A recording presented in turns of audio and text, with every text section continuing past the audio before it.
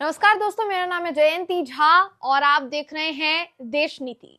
दिल्ली में विधानसभा चुनाव का इंतजार बेसब्री से किया जा रहा था कि कब चुनाव होंगे देश की राजधानी दिल्ली में, जिस दिल्ली में दिल्ली के मुख्यमंत्री भी अहम रोल अदा करते हैं, प्रधानमंत्री भी अहम रोल अदा करते हैं, गृह मंत्री भी अहम रोल अदा करते हैं। आप एक तरीके से कहेंगे दोस्तों कि दिल्ली वो जगह है, वो राजधानी है जहां पर चुनाव कब होंगे, नतीजे कब घोषित होंगे, इसका इंतजार हर बार किया जाता है। लेकिन इस बार ये इंतजार इतना ज्यादा बेसब्री से इसलिए भी किया जा रहा था क्योंकि ये जो पूरी चुनाव की लड़ाई है दोस्तों, कई मुद्दों पर हुई, जिन मुद्दों ने तहलका मचा दिया। पूर्वांचलियों का मुद्दा हो, चाहे फिर वो फ्री योजनाओं का मुद्दा हो, जिस पर अरविंद केजरीवाल अभी तक अपना आधार जो है वो टिकाए हुए हैं। दूसरी तरफ बात की जाए महिलाओं को पैसे देने की, उसका मुद्दा हो, पूर्वांचली वोटर्स का जैसा मैंने कहा उनका मुद्दा हो। दोस्तों,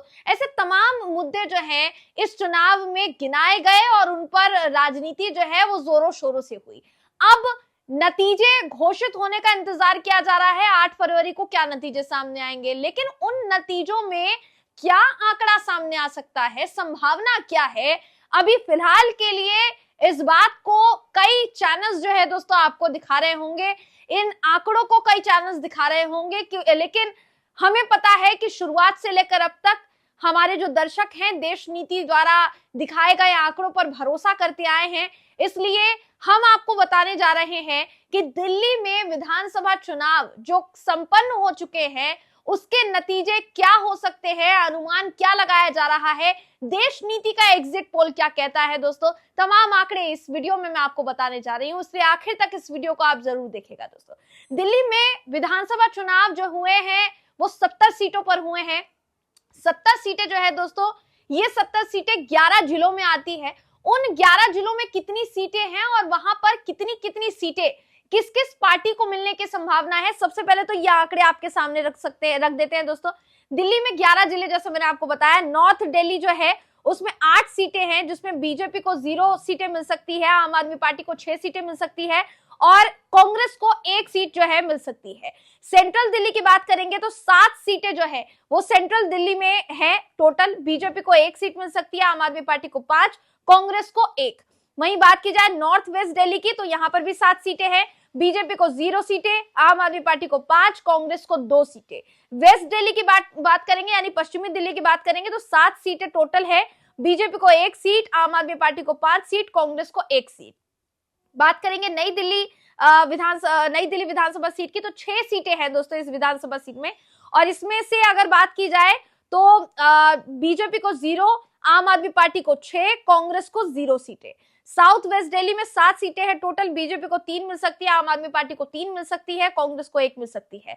साउथ ईस्ट दिल्ली की बात की जाए तो 7 सीटें यहां पर भी टोटल है, बीजेपी को 1 सीट मिल सकती है, आम आदमी पार्टी को 6 सीटें मिल सकती है, कांग्रेस को 0 सीटें। साउथ दिल्ली की बात करेंगे 5 सीटें टोटल है, बीजेपी को 1 सीट, आम आदमी पार्टी को 3 सीट, कांग्रेस को 1 सीट।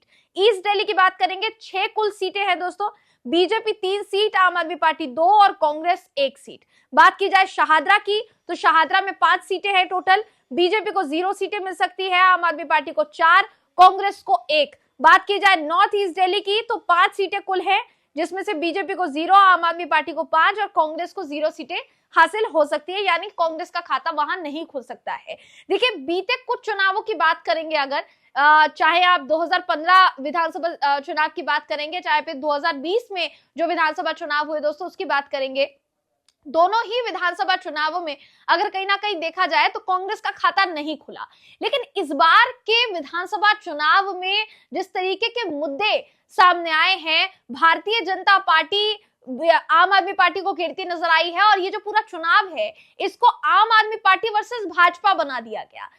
कहा जाता है कि जिस राज्य में भी इस तरीके से वहां की क्षेत्रीय पार्टी वर्सेस भाजपा की टक्कर होती है दोस्तों, बीच में कांग्रेस जो है उसको बहुत फायदा होता है। महाराष्ट्र के चुनाव में हो सकता है कि बहुमत से भारतीय जनता पार्टी ने जो है सरकार बनाई और कई सीटों पर एक ही तरीके का पैटर्न जो है वो देखने को मिला, लेकिन कई सीटें ऐसी थी जहां पर कांग्रेस ने बहुत अच्छा प्रदर्शन किया और बहुत अच्छे प्रदर्शन के साथ वहां पर सीटें जो है हासिल की। इस चुनाव में ये हो सकता है, ऐसी संभावना जताई जा रही है, अनुमान जताया जा रहा है। अब मैंने आपको ये आंकड़ा जो बताया, ये आपको जिले वाइज सिलसिलेवार तरीके से बताया। अब आपको देखिए बता देते हैं कि टोटल कितनी सीटें किस दल को मिल सकती है, अनुमान कितना जताया जा रहा है, देश नीति का एग्जिट पोल क्या कहता है। दोस्तों, हमारे एग्जिट पोल के मुताबिक, हमारे अनुमान के मुताबिक आम आदमी पार्टी को 47 से 50 सीटें मिलने का अनुमान लगाया जा रहा है। वहीं बीजेपी को 5 से 10 सीटें आ सकती है। कांग्रेस को 1 से 9 सीटें मिलने का अनुमान है, तो वहीं अन्य के खाते में 0 से 1 सीटें जा सकती है। ये हमारा अनुमान कहता है दोस्तों। हालांकि आपको ये जानकारी होगी, आपकी जानकारी में ये बात होगी कि एग्जिट पोल के जरिए हम उन आंकड़ों को आप तक रख रहे हैं, उन आंकड़ों को आप तक साझा कर रहे हैं जिन आंकड़ों को हमने ग्राउंड रिपोर्ट के जरिए इकट्ठा किया है। दोस्तों, देश नीति की टीम ग्राउंड पर जाकर लोगों से बात कर चुकी है, दिल्ली में रिपोर्टिंग के जरिए लोगों का मिजाज जो है वो टटोल चुकी है।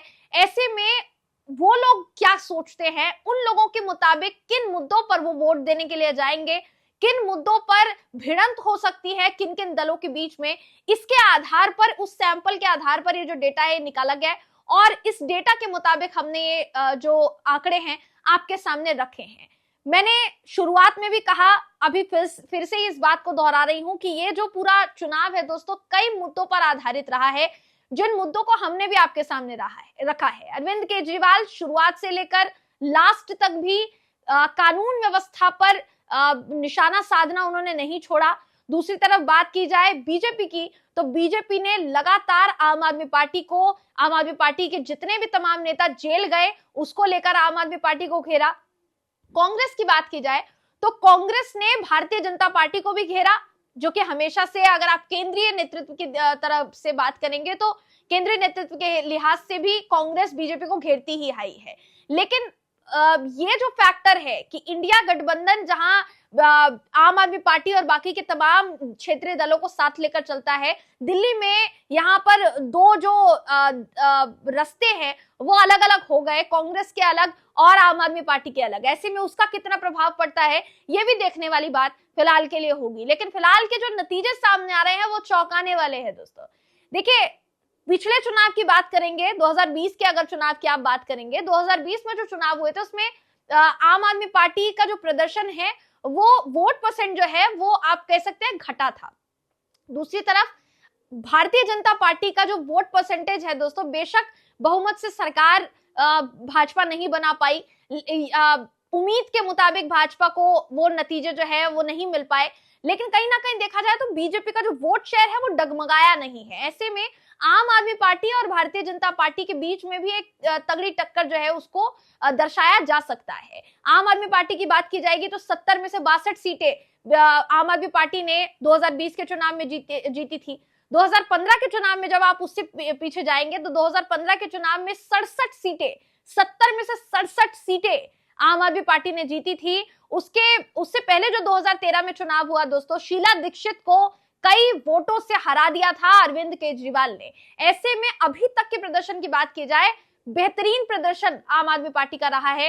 इस चुनाव में क्या होने वाला है, कितना असर पड़ेगा उन आरोपों का जो आरोप भारतीय जनता पार्टी ने लगाए हैं आम आदमी पार्टी पर, ये देखने वाली बात होगी। फिलहाल के लिए अगर देखा जाए दोस्तों, ये नतीजे जो है, ये एग्जिट पोल के नतीजे देश नीति ने आपके सामने रखे हैं और हम उम्मीद करते हैं कि इन नतीजों को लेकर आपका जो अनुमान है, आप जो सोच रहे हैं, आपकी जो राय है, ये आप हमें कमेंट करके जरूर बताएंगे। अगली वीडियो में आपसे फिर मुलाकात होगी, तब तक के लिए नमस्कार।